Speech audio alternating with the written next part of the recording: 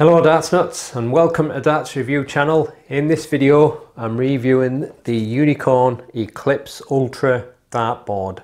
I'll just put this down. It's a little bit heavier than I was expecting actually.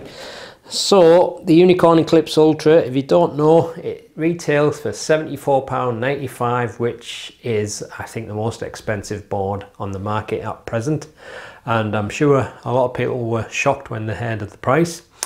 But unlike some channels that just like to be sensationalistic and say that the companies are ripping us off and what have you, I like to try and put forward a kind of an unbiased, balanced view on this channel. I don't know if it's any good or bad because I don't have x-ray vision, so I can't see in the box, so I can't condemn it before I've even checked it out, and I can't see into the future, so I have no idea how it's going to wear. So long-term use is what counts with a lot of these boards. Most of them look pretty good out of the box, but it's the long-term use that matters, and I can't do that in a short video. But why is it so expensive? Obviously, that is the main question. Now, some years ago when I talked to the guy from 180, when they were making the Gladiator 2 board, they spent a lot of time and money trying to get that board as perfect as they could. It wasn't perfect, but nevertheless, they spent a lot of money in that. Now, he told me at that time, I spent nearly 2 hours talking to him on the phone, and he said to get that money back that they spent in the research, the board should have sold for around about £100. Now, that's pretty amazing, and I think that was about 2013 or 15 when it came out. Now, that sounds ridiculous, that, but he said the reason why boards are so cheap is because for a long time, Winmore and Unicorn have been competing against each other. So we've had the Blade and the Eclipse boards. One time the Eclipse was considered better than the Blade, but in recent years we all know that hasn't been the case. But Winmore can sell their boards pretty cheaply simply because they've captured the market. They can sell hundreds of thousands of them. Companies like Argos buy them in massive amounts, so obviously they know they're going to sell it, so they can lower the price. Now, I'm not trying to make excuses here for the prices, but I'm just trying to give you reasoned ideas. I'm not just going to jump to conclusions like other channels do. But to give you an example, I'm going to put a picture up on the screen. Argos 1973, I think it was their first catalogue. They had a basic board, retail price £7.18. In today's money, that's £89.07. Argos sold it at a discount price of £5.75. In today's money, that's £71.33. So go figure, our dartboard's expensive. Well, it's only because we're comparing them with ones that have already been established. Now, if you look on this box, it seems to me like Unicorn have done a kind of a similar thing to what 180 have done. They've researched a lot of things and a lot of new ideas put into the board. Whether it's any good or not, like I say, I don't have x-ray vision, so we won't know until we try it. But the other problem is, as you know, COVID has caused all kinds of problems with production schedules and what have you, people not being able to get to work. But one of the main problems at present is the shipping rates. This time last year, a 40-foot container was about £1,600, and now it's, well, the report I seen was from June and it said £10,000. I've just spoke to somebody on the phone and believe it or not, they said that was a joke, £10,000. It's gone up to nearly £20,000, so it's a bit ridiculous. Does that mean that things are going to keep on going up? It's possible. So usually when a new board comes out like this, after a while the price goes down, but it may not. It may keep rising, which is a bit scary to think. And I think next year we're going to get quite a shock because a lot of the dart products and general items that we buy every day, they're just going to skyrocket. So I don't know. It is expensive when you compare it to the others, but maybe there's reasons for it. So I'll just leave that with you to decide. So let's check it out. We'll just have a look at the features first, what it says on the box. Obviously, Eclipse Ultra, the ultimate plane surface. Now it says it's got new ultra sisal, so it says upgraded processing and finishing for improved recovery and durability. Obviously it's going to take some time to see whether that's as it says. New ultra-vis numbering for additional clarity and focus. This is similar to the one that was on the Eclipse HD, and it's made of metal, but they're not the numbers that you can clip on and off. It comes with the Uni-Lock. Innovative board locking system, eliminates wobbling on uneven wall surfaces. I've not tried the Uni-Locks before, but they have been out a while, so it'll be the first time I've tried them. It says new Ultra Bullseye, 33% less embedded bullseye and strategic orientation for higher 50-25 hit ratio.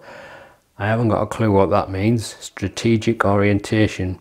I guess it means it's in the middle. And it says new Ultra Spider, 33% less embedded spider in doubles and trebles for high scoring and less reject darts in critical areas. And then it kind of has a cross section of the board there. I don't know what's on the back, let's have a look.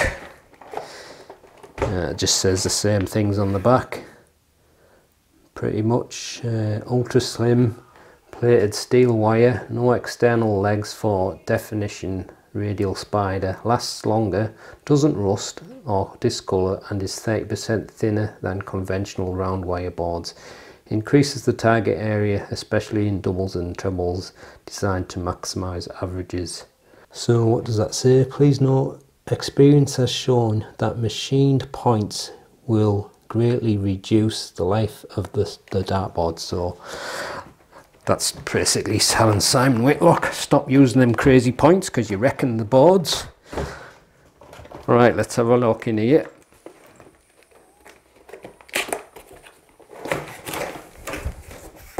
So there's the board, and I have to say it does look very nice. Really looks nice and deep colours, and it's got a kind of a creamy white on the clear sections. But I'll have to have a close look, but it almost looks flawless, but surely it can't be. On the back it looks as if it takes the standard bracket and screw. What's this? Anything in there? No. Nothing in there. There's the brackets. So there's the Uni-Locks. So shot that out of the way. Got your Unicorn instruction leaflet. You got the Uni-Lock, and you got your little rubber shoes to go on the back of the board. Your bracket and your screw for fixing it to the wall, and a Unicorn checkout poster. So that's what you get in the box. Let's have a close look at the board. I'll just have a look at the logos first. So there you go, Eclipse Ultra, nice and neat, nice bit of green on the Ultra. PDC logos, and up the top we've got the Unicorn logo, and the numbering, like I said, it's the metal digital numbers, pretty much the same font that we've seen on the HD Eclipse when that first came out, but these are fixed onto the ring, so they're not clip-on, clip-off ones, in case anyone is wondering. And what I like about these is they're better than the round wire ones, simply because it's nice and flat against the board. And for those people who moaned about the ASPA, you can still play the games that use the holes in the numbers, so you should be happy with that. Get a closer look at it if you want, but obviously it's painted white, so if you do hit the numbers you're probably going to chip the paint off, so it's never going to look as good as it does when it's new. But you can buy the number ring separately, and I think they're about £15, somewhere around there I think. I do suffer with astigmatism, so it's always a little bit difficult for me to tell for sure, but as far as I can tell, it looks as if it's central. You may get some distortion from the camera lens, but from what I can tell, it's pretty decently centered, so that's good. It doesn't have any legs that are visible. They must be embedded in somewhere. Maybe that's one of them. And if you look very closely, just a slight, very slight bend on the wire there, so I think that could be where the leg is, and maybe that's pressed into the board, but certainly nothing major there.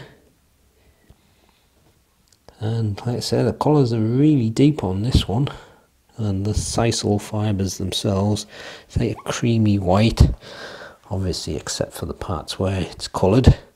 And that is probably the only issue I can see, just a slight indent on the surface there, and not really sure if that's a tiny little nick. I don't really feel it, but it looks pretty much flawless. The surface of the board is really flat, and if you look closely you can't see the veins, so it's a vein free surface as well, so some people prefer that. But is that just a no, could be just an optical illusion, that. But let's see if I can get as close as possible.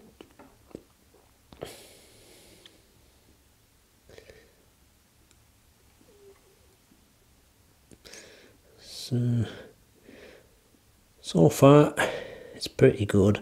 Obviously you're going to get some paint splasher onto the spider, but again it's just been nitpicky, that.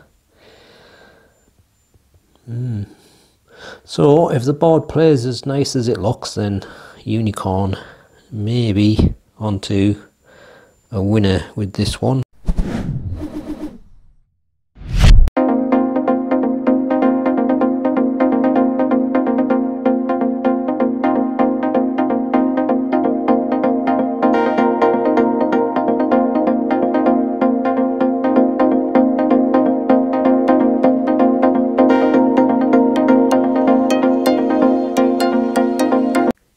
Right, I've got the board up on the wall now, and it actually looks super bright and clear, and I wasn't expecting it to be quite as nice as that.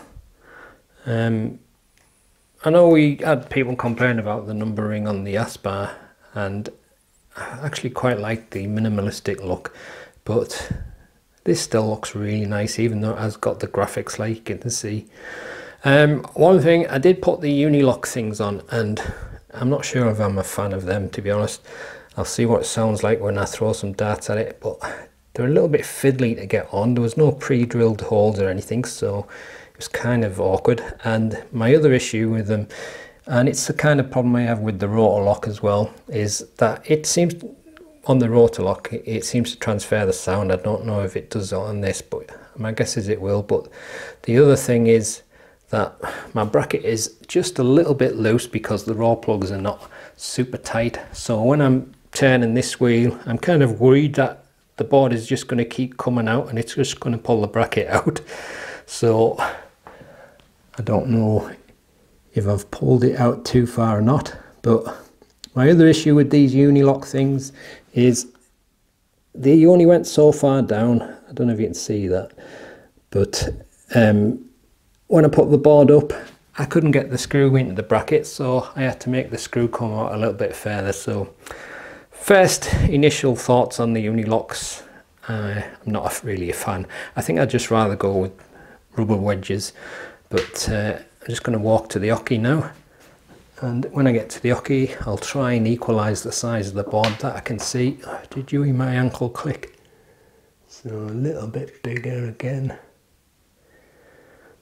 So I think that's probably about what I see with my eye from the hockey. So let's throw some dart at it.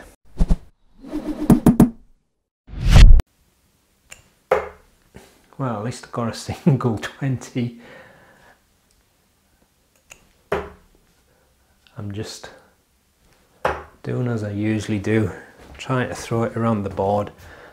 Now, I did read somewhere before that you're meant to twist the dart as you pull it out because it helps the holes heal, but I often find with a new board they don't automatically heal, so it may take a while to bed in, but it actually sounds quite soft. And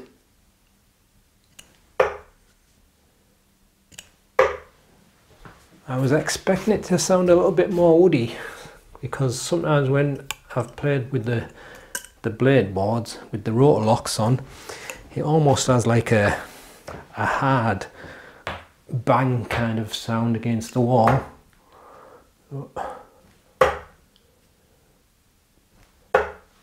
This doesn't really sound too bad at all, but I thought the Aspar sounded alright when I first played with it, but then I think my bracket's a little bit loose, so it didn't sound so good after a little bit more play. I need to get the screws fixed into the wall properly, but let's see how far that's going in with my normal throw. That's gone in quite a long way actually.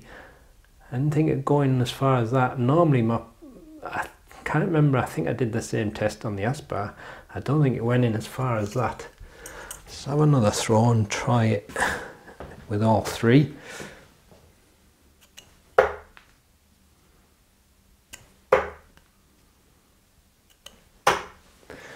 So, some people say I throw hard, but I don't think I throw hard. So it's going in definitely, well, I would say that's about 12 or 13 millimeters. And that one's gone in even a little bit more. Let's check the double. Yeah, so my darts are going in quite deep. So probably not as firm a board as some, which I think a lot of people may prefer, because some people just do not like a firm board. So a little bit less on the 25 area. It's kind of strange, there's little areas where I think it feels a little bit more firmer. See that bit there just seemed to sink in, but as it gets closer to the bull it's just a little bit more firmer. Doubles nice and soft no matter which colour. Sometimes certain colours tend to bind the fibres a little bit more, but no. Now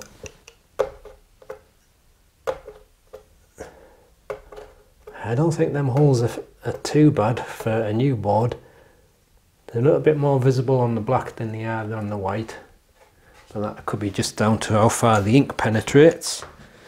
But like I say, it's going to take a bit of time to work on the board and see how it performs. I will be doing an update on the Aspar soon, because I've pretty much done the 20 hours on that I said I was going to do, and I'll do the same on this. I'll keep it up without rotating it, which you shouldn't really do. You should rotate it quite regular, but I'll focus on this area for around 20 hours and then I'll report back. So there you go, that's the Unicorn Eclipse Ultra dartboard. It's too early to say whether it's any better or worse than the boards that are already out on the market. Obviously we know it's more expensive, and I think obviously that's going to be the biggest issue that people have with it. Hopefully I've tried to explain reasons why that might be the case. I'm not trying to defend the prices, just trying to give you a reasoned argument of why it might be like that, and you can make up your own mind like I said before. But I will update it as soon as I've done 20 hours on that one segment of the board, When I've done that, then I'll do an update, but I have no idea when that will be because the Harrows and Winmore launches will be coming up. And I've just recently bought 9 sets of darts, and I think I had 3 sets last week that I bought from Red Dragon, and I also bought another set yesterday from a German shop simply because I couldn't get them in this country. Now, unlike other channels who say that I get everything for free, I certainly don't. I have folders about probably that thick of invoices. I think I've got 3 or 4 of them of everything I've bought over the years, and this last couple of weeks I must have spent close to £1,000 on darts, and it's nearly all darts that you, the subscribers, have requested a review of, so it's your fault that I'm living on bread and water. No, I wouldn't be like that, but there you go. I do enjoy doing the reviews. I just wish I had more time. I only have maybe a couple of spare hours each day to do it, and I can't always play because I have a problem with my shoulder which aggravates me. That's why I haven't been throwing for the last 4 or 5 days. So I do what I can when I can, and hopefully you appreciate that. And it's nice that you do if you are. And don't listen to everything you hear elsewhere because most of it is BS. Anyway, that's the end of this video. I'll leave you with a little bit of a gallery so you can have a bit of a close look at the board, and I'll see you on the next one. Happy darting.